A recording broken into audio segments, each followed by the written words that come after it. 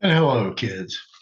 Welcome to the Fearless Floyd Show. As always, I am your host, Fearless Floyd. And today is Wednesday, Hump Day, September 7th, first week of September in the can, folks. Jesus, that just went by like that. Holy cow. All right. So this is part 8. 8 of Ann LeFlore on trusts, and I've capped it at excuse me 24 videos. So that's all there's going to be. We're going to end it there. So we're dovetailing towards that hard cap. So now you know, and it's going to be in 6 video tranches. It's 4 different segments. So that's how that's going to roll. Thank you for watching this video. Get into part 8 here real quickly with Ann. If you like the channel, topic, me, my guests, the background, the lighting, hit that like button, subscribe to the channel, hit that notification bell so when I put out more videos, you know when I'm putting them out. Share this video. Leave a comment below. The links to the other videos in this series will be in the description below. So just like scroll down, click on them, take you to the next one. You can also go to the fearlessfloydshow.com. Holy shit, it's not done, but I've made a lot of progress. I've been working hard behind the scenes. So it'll be something when it gets done. I'll tell you that. Yeah, it'd be nice if I could get some people throw some hands in there and build their end of it. I'm not tripping. Yeah, we should all be in one place where everybody has a portal. We used to all kind of and going in between these little shops, intermingle at the fearlessfloydshow.com. Cross paths, meet new people, open up our world a little bit more, gain a little bit more knowledge. I think I went through everything. I'm on Telegram, the Fearless Floyd. Everything's the Fearless Floyd Show. Okay, you want to donate, Fearless Floyd Show.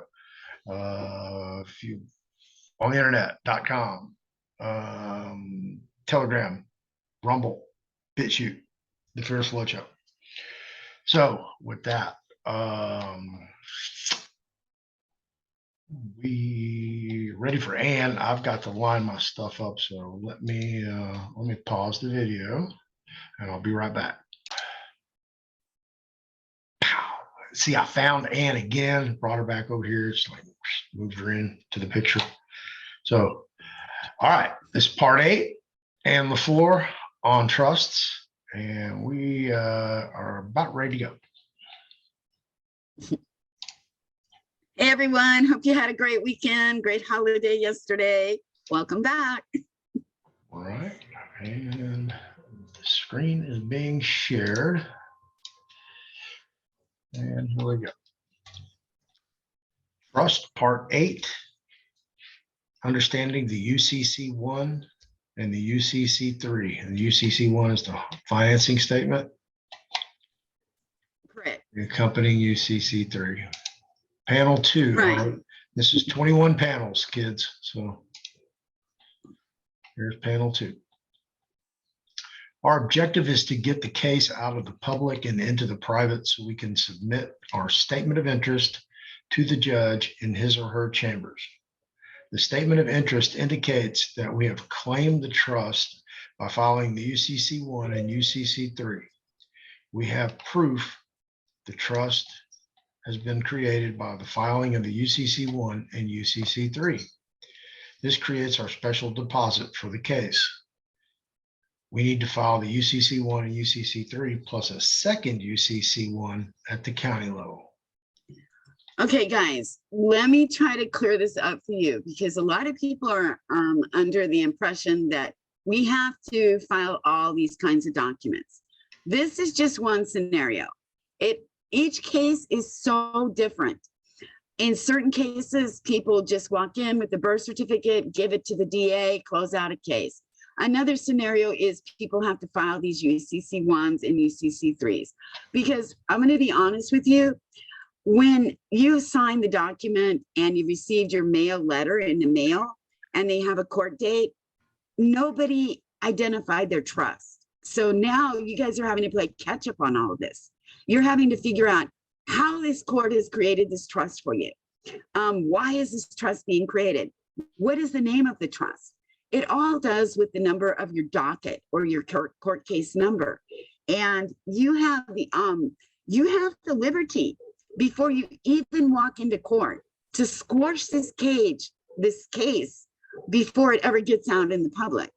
And this is just one way that after it's been out in the public for so long and you've been in multiple court cases, this is just one way that we can try to take it back from us with this UCC1 and UCC3 process. There is other ways to do it, and I am testing the way, and when I get the results back, then I will explain the whole thing. But for right now, we're just going to explain the different scenarios and different ways that you can go through this at this time.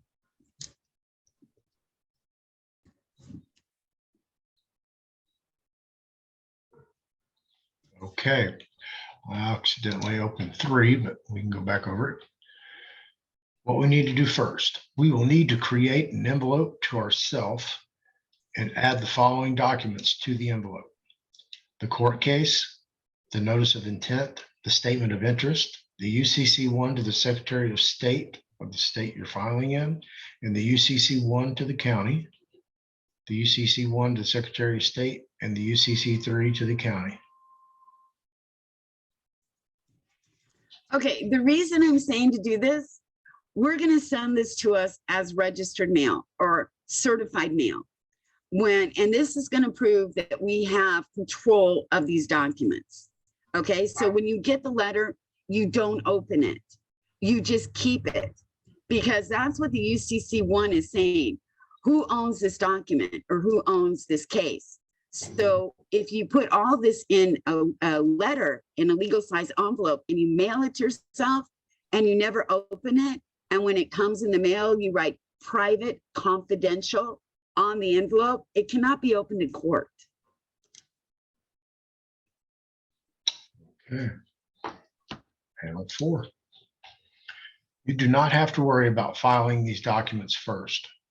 We are just creating a private records. We're just creating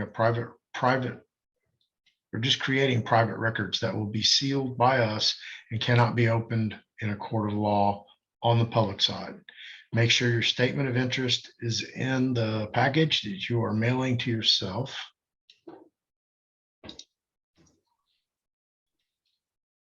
Let me edit as I go. Sorry, guys, I make errors. Yeah. Hey, typos are no big deal. Let's clean them up now. Let's see. I'm human. Now address I'm not the a robot. Right. Now address the envelope to your address. You will want to send this registered mail. Mail it out. When it is returned, do not open this. These are your trust documents under seal, which cannot be opened. This proves your claim that you have a claim of property for the trust. Okay, so basically this is a simple process or one process of claiming a trust. We have different processes of claiming a trust. We literally could write documents that would revoke the trust that was created by the executor, the judge, when we didn't step up and take over the trust. We can revoke it by writing a new trust. We'll get into that later. But what we're going to deal on now is how can we take the property of the trust from the executor who created the trust? This is one way we can do it, because the court is in charge of the trust. They are the executors. They created it. We are the trustees. We do have power. As a trustee, don't look at us like we're, impotent little children. We have so much power. and nobody realizes how much power we do have. And they're the beneficiaries. Well, as a beneficiary has zero power in a trust, zero. All they do is wait for the grantor to give them what is their deserved, or wait for the grantor to die to receive what the grantor left them. So we have to look at it differently, guys. What we're trying to do is get the mentality of what's out there, the textbook or the law school mentality that they say is the way it should be. And really, we need to understand how it really is and how much power we really do have. And part of this is learning how to take back your power. Okay. I think we jumped a little ahead of ourselves on that, but okay. That's no biggie. Number 5, how does this work? You first have to claim the title, which is our court case.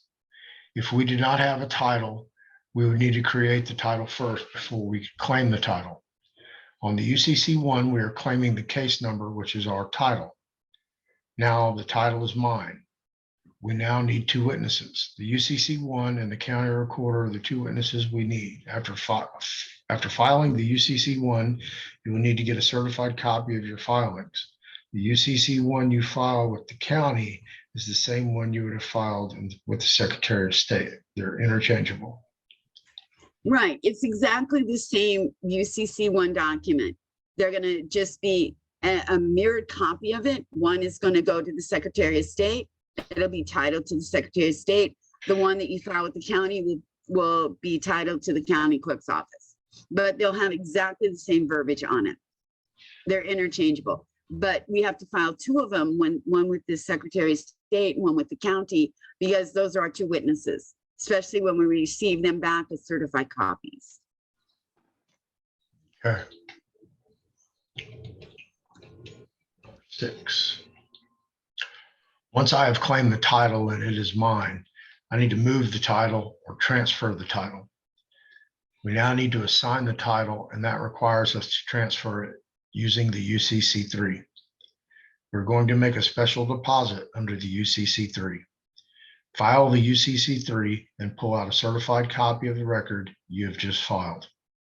Now create the same record and file it with the county recorder's office.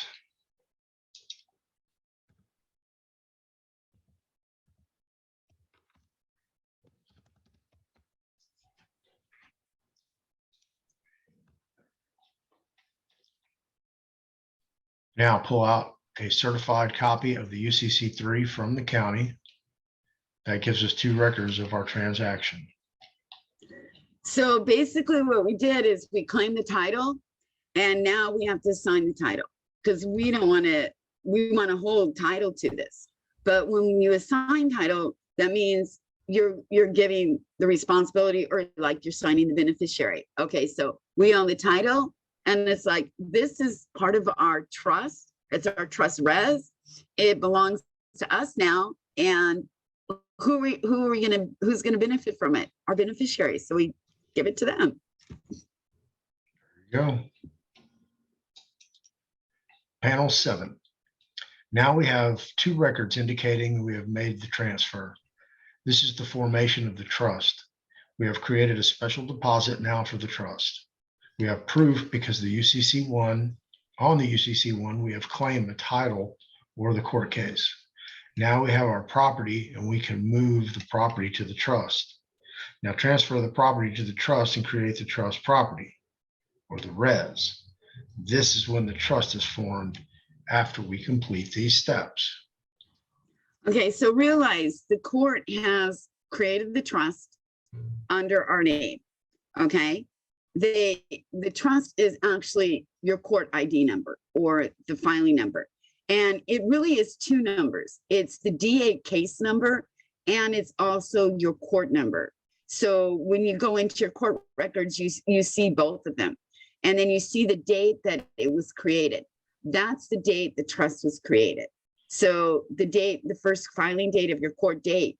So, I mean, if you get multiple letters from the court and they say date filed and the date is not the same as your initial records on the computer, you need to literally honestly look at the dates and the numbers that are associated with it online. Okay. Panel 8. Once we have transferred the property to the trustee, we will have proof we have formed the trust. When we filed the UCC1 with the Secretary of State, we filed our claim. The UCC1 we filed with the county is our second record of claim. When we file the UCC3 with the Secretary of State, we will be using the same words as we did on the UCC1, but instead of claiming the case, we are transferring the case. The same hold true when we file a UCC3 with the county. We are creating our second record of transfer. So like I said, this is a little bit more complex. This is what a lot of people are using right now to claim the trust and transfer the properties, from one person to another. It's a great way to do it if you have the time to do it and you understand how it's done. And this is what we're going to go over. And I think I'm going to show you the different records, and there's a certain verbiage you put inside of them. It's pretty simple. It's not that complicated. And like I said, this can work in a lot of cases and it will not work in a lot of cases. This scenario here is kind of a hit and miss scenario. It's going to depend on your judge. It's going to depend on your DA. It's going to depend on a lot of things. Right. So it's just one option you have right now if you want to try it. Okay. Yeah, that's where those unknown unknowns pop in. Where the hell they find that? All right, panel 9. We have formed our trust. We have 4 certified copies of our documents we filed with the Secretary of State and with the county recorder. 2 certified copies of our UCC1 filing, 2 certified copies of our UCC3 filing. Anytime you have a present transfer of trust, res property, to a trustee, you have created your trust. So remember, inside your trust, you are literally naming your trustee. So you're the grantor of the trust. You're going to be naming yourself as trustee because you're going to control the property. You're going to control the outcome. And as a trustee, you have the responsibility of protecting the grantor and protecting the beneficiaries. So you actually have the control. You have more control than you know you have. Panel 10. All parties you need to form a trust is intent, purpose, and parties to establish your trust. The special res for the trust has been named in the RA number and the case number assigned, the case number of your court case. The RA number is your certified or your registration number from certification. It's mail registration. Okay. Yeah. It's the RA mail registration number is what that means. Yeah, I have REs. So, yeah. Okay. Yeah. Some of them are RAs, some of them are REs. I'm not sure how they identify certified mail compared to registered mail. So I did look it up and it did say, because we're getting certified documents, they call them RAs. Registered, they call them REs. So check that out, guys. Make sure it's correct because I'm just going by what they said. Okay. So the special res for the trust has been named in the RA number and the case number to your court case, which is in the envelope that you sent to yourself, registered mail, and did not open, right, kids? Y'all did do that, right? Okay. Just making sure. Okay. You will be adding this documentation to the footnotes of any and all documents you will be filing with your case. This will identify your court case and all your added filing with the court as being the same thing. You have now accomplished the RA number with your case, or the registered mail number with your case. You can also reference the RA number to be a case number or an account number. Because you own it now, you have the documentation, your envelope has your little sticker on the back of it. Each document that's inside that envelope is your certified copy from the filing of the original copies. So this is one way to create a trust in a hurry. If you don't want to sit down and, do a whole lot of other documentations. This is one way a lot of people I've seen have benefited from it, have gotten court cases closed, have literally stopped foreclosure filing. Now, like I said, I've never been in court. I've never had to file any court cases. All I can basically do when I'm teaching this is to find, people who read what they've written, ask them some questions, talk to them, and see what their process and procedures are. So every case is different. So every process and procedure is going to be different depending on what state you live in. Because if I told you Wisconsin, this works so well, and you're in Mississippi, well, guess what? Your statutes in Mississippi are not the same thing as Wisconsin. And you're going to try it in Mississippi, it's not going to work for you unless you can figure out what your statutes are and the regulations are in Mississippi and put the two together, which means research. That's why a lot of people fail. And one state, it works perfectly because the statutes say it does. In another state, it doesn't work at all. So yeah, it's, basically proprietary to its jurisdiction. Exactly. Yeah, where some things will work, some things you just got to do it a little bit different, it's crazy. That's why you should do your own research. Don't just copy and paste everything and expect it to work like it did for the next guy. Sometimes it doesn't work that way. All right, panel 11. Any new motions you file with the court can be turned into a special deposit and turned into another trust. You will need to create a different RA number for each new trust you create. File the UCC1 and UCC3 with the Secretary of State and the county. In our filing and our statement of interest, we need to make sure we have the 3 bonds attached to this trust and we are recovering these bonds. It is very important that we give orders once the fines are paid that the disbursement of the bonds will be moved over to a nonprofit trust in our name. We will collect the interest from the bonds that we can use. We cannot touch the principal of these bonds, and that is why they stay in the trust. Okay, so we do know that when a DA decides to prosecute you, literally what he has to do is he has to file his court papers, and he has to decide with who's ever in charge if this case is worth going after. When he does that, he has to file a SF-24, an SF-25, and an SF-25A with the court before he can open his case. That is called seeding the case. So when he seeds the case, he has to do it because, like, for an example, if he decided to prosecute me for who knows what, and I already have my trust, and I'm already in the private, and every one of my documents is moved into my trust, and he decides to prosecute me and go after me, and I walk into court, or I didn't even walk into court, I just basically send him some information and some certificates and say, nope, I'm not coming because I'm a private person and this is how it is. So if the DA does that and he wastes the court time, he wastes the prosecute, he wastes his office time, which is a lot of man hours and everything else, then what happens is those bonds pay for his faults. And so when these cases, they've actually paid the cases with these bonds that we didn't know about.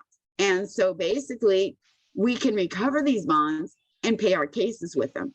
And then we can recover the rest for damages. Right. That's the only way. All right. And the bonds she's talking about are the SF 24, 25, and 25A GSA bonds, standard forms. Sure. You know, guys, you can even write your own. If you want to get out of these court cases, you can submit your own. I've seen people do that. So it's pretty, there's so many options out there. Don't limit yourself to just one. Right. Order for settlement. Before you arrive in chambers, you will have filed Form 56, appointment of fiduciary, with the IRS assigning the judge and district attorney as your trustees of the trust. When we arrive in chambers and prove to the judge we have the trust created, the bonds in the background attached to our trust, we assign the judge as trustee, we need to submit the order for settlement. In this order, you will discharge on the private side in order to set off on the public side. You'll need to put the order in and merge the titles. Once the titles are merged, there's no longer a trust. Okay, let me explain this. It's sort of a turnaround. When we do this, what we're doing is we're actually doing what they did to us, and we're turning it around on them. So we do know that in a trust, there is the grantor, the trustee, and the beneficiary. The grantor cannot be all three positions, okay? There is people who say they can, there's certain people that say trust, you can be all three, but in reality, you really don't want to be all three. You do not really honestly want to be the grantor and the beneficiary, because you'll never get anything, because you're just waiting for yourself to die. So in this case, what I've done is, because the court made me the trustee, I had never accepted that position. I didn't know it was there, and they made themselves a beneficiary. So in order for me to break their trust, I literally have to give them two positions. Okay, I have to say, oh, you're the beneficiary. Now I'm reappointing you as the trustee. So they cannot be both at the same time. So this is like breaking their trust. And it's just a tactic that works maybe 20% of the time. And it works in more states. It works better in some states than it works in other states. Other states will not accept this tactic. So this is just a tactic, one tactic you guys can try. In general. Yeah, in general. I'm not saying it's going to work, guys. This is educational purposes. It's showing you different ways you can do things. And it makes sense once, you can get everybody to act right. That's a problem. All right, panel 13. At this point, the trust must give you the disbursement because there's no longer a trust. At this point, the judge will become personally liable because there is no longer a trust to protect him. If he or she doesn't disperse the funds, he or she becomes personally liable. One of the orders you must create in the merging of the title is what your wishes are for the remainder of the account. You do not want this brought into the public. It has to remain in the private. So basically, I'm just doing exactly what they just did to me. I am recovering everything because they named me the trustee. Okay, all right, if I'm the trustee, okay, give me back my affairs. Give me everything that belongs to me and let me put it back in my trust, because that's where it belongs. You're saying you're the beneficiary and you're holding on to this. Well, you can't hold on to trust property. It's not your property, but you want to keep it. So what I'm doing is I'm saying, okay, you want to be the beneficiary. You want to hold my property. So if that's the case, just be my trustee and hold my property. Now you have two positions in a trust. So now I just broke your trust. It's like a little game. Right? Yeah. A little game. Huh. A little game. Yeah. All right, then. On your statement of interest and your settlement documents, you will need to give the order to move the rest of the funds into a nonprofit trust that you will create on the public side. By doing this, you will be generating interest on the public side from your new nonprofit trust you created from this court case. Okay. Can't see them. There we go. One thing that is so important to understand is before you can do all of this and get access to these funds, you first must change your master file with the IMF and the IRS. If we do not correct the master file with the IMF and the IRS first, they can hold up or freeze these funds.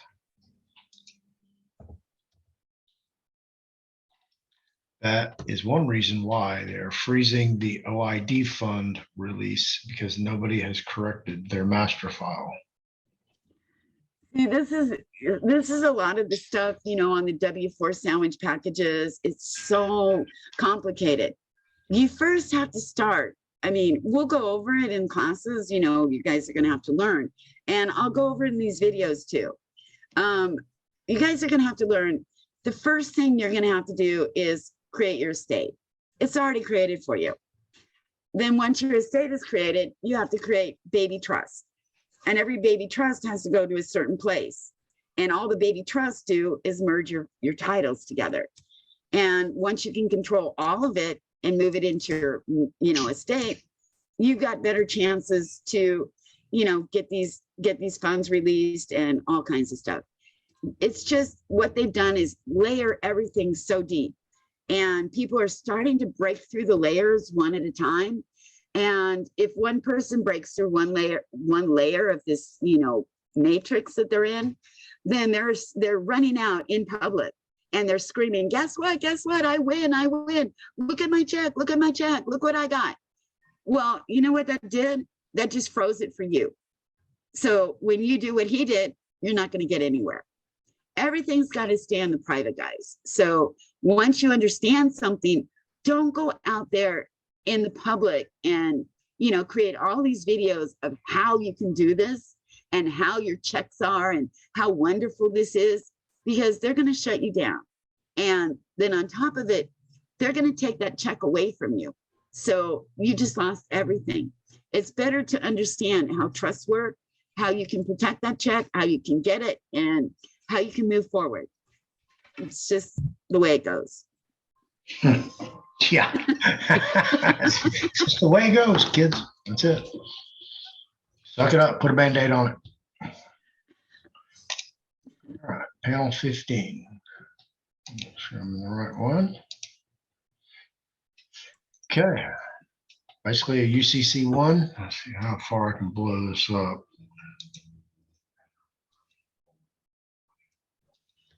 Yeah, this is just like the address panel of the UCC1.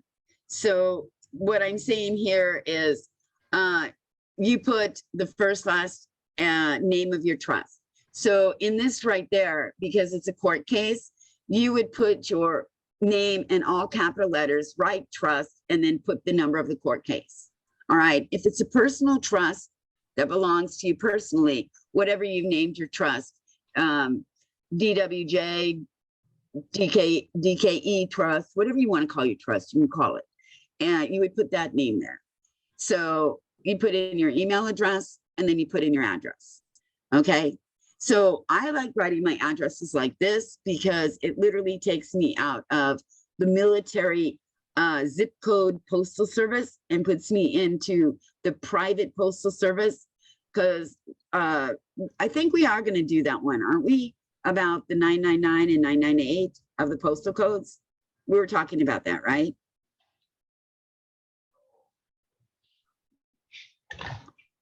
Yes. Okay, good. I thought I was wrong or something. Okay, so I just like writing it like that. So down here, you can see you have to name the court and the court case number. So the court case number there matches your trust number at the top. Right. And you put in your courthouse address and everything else. Right. Panel 16. So this one down here is where the important is, down in the notice. That's where you really got to be careful. And this is where you're recovering it and you're pulling it into your trust. So you're going to recover it in this area by taking it away from them. So it basically, you know, states that you're in there, your RA number is the registered mail number or the number that, you pulled off your certificate. It's the certificates, you get back Okay. from the courts and stuff like that. Okay. So Right.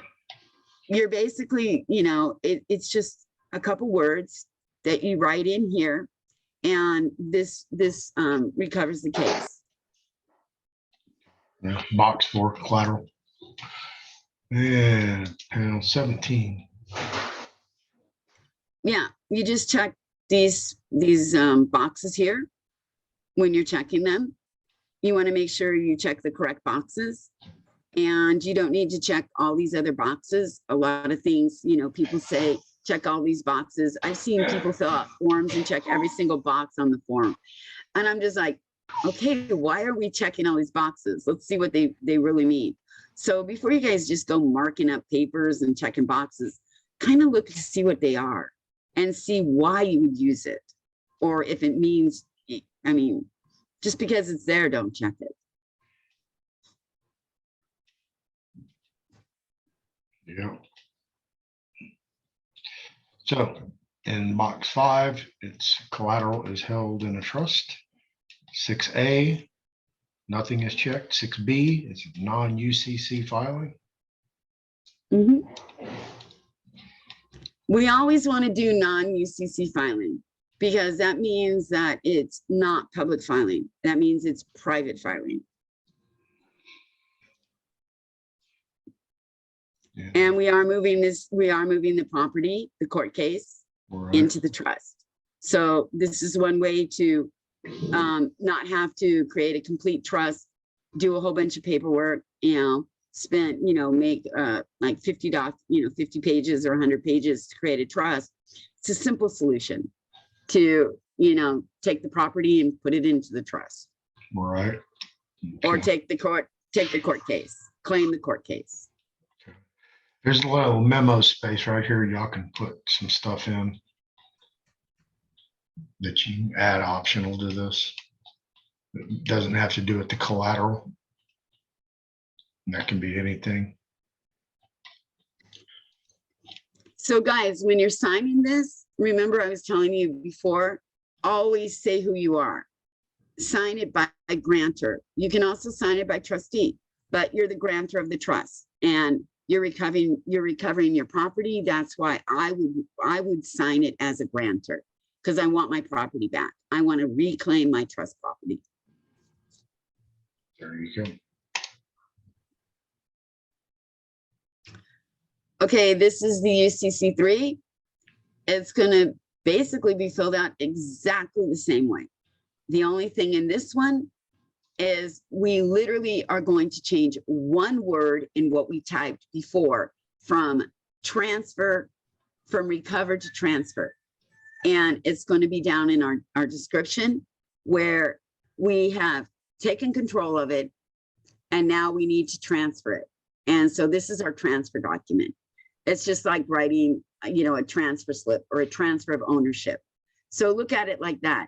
You bought a car, you received the car from the person. Now the person has to transfer the ownership of the car to you. So these are basically what we're doing. If the person didn't give me the car, then I have to go take the car. So I'm recovering my car, or I'm recovering my property in the first document. And in the second document, I'm transferring my ownership of my property. Simple way to look at it. Okay. All right. And then right here, box 3, the assignment is checked off. Mm-hmm. There you go. Panel 19. Nothing in panel 5. No. Nothing in panel 6. Nothing in panel. It doesn't apply to us. Yeah. And then Yeah. panel 7's the courthouse judge name, whatever that is. Mm-hmm. And the address of the courthouse. Nothing else applies to us. We don't need to do anything else. And then down here, you're going to see where we have transferred. It's in the second line and it's called investment transfer by number. So that's the key. That's the only word you change right there. That Can I- line right Instrument transferred by number right here. there. Correct. Yeah. Hmm. I'm gonna blow that up a little bit so y'all can see it. Okay, that's right. So if you look at the one above it, it's a recovery. If you look at this one, it's a transfer. One word. That's all it needs. One word change. Yeah. If you go ahead and go back up to the other one and blow it up, and you can see on the second line where it coincides with the word. Second line right here. This one. No, go to the UCC one, the one on the UCC one. That one. Yeah, that one. Blow that one up, and then you can see where it is. Okay, come down. You're a little bit too high. Right here. Mhm. Here it says claim. Do you Right see there. claim? We're claiming it. The other one says transfer. Those are the only place you change. The other one, the other document says it is the non-negotiable transfer. This one says it's the non-negotiable claim. Okay. And it's exactly the same word. The same is on both documents. One you claim, one you transfer. Those are the only two words you change. Okay. And where does that put us? Right here. Yeah, we're on panel 19. Correct. We should be on 20. We just finished 19. Yep. I now just we're on made you go 20. back up. Yeah. Mhm.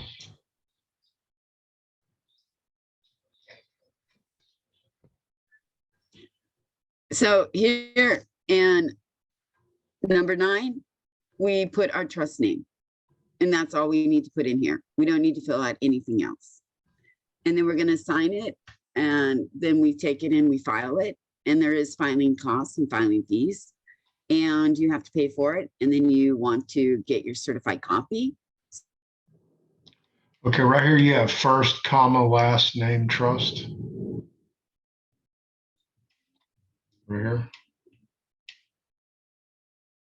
That's supposed to be last comma first. But a lot of states, they don't pay attention to it.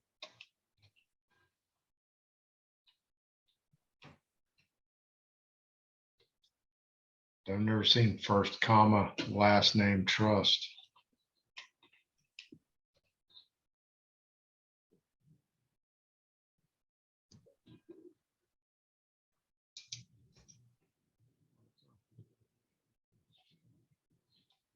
What this other one looks like.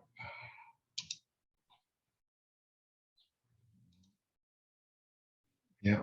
Oh man. My power just almost went out.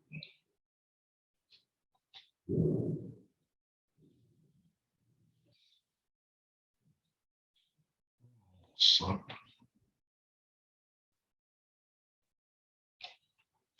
Are you there? Oh, you froze in time.